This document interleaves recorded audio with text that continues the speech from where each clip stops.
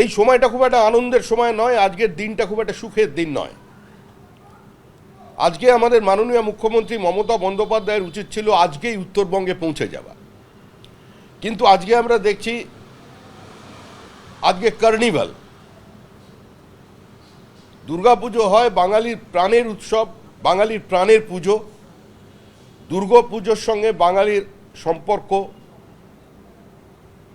তো যুগ যুগের, কিন্তু দুর্গাপুজোকে কার্নিভালে রূপান্তরিত করবার যে অভিনব প্রচেষ্টা তৃণমূল কংগ্রেস দেখিয়েছে, যে মা দুর্গা স্যালুট করতে করতে চলে যাবেন, আজকে কি এটা দিন? আজকে কার্নিভালের প্রয়োজন ছিল না।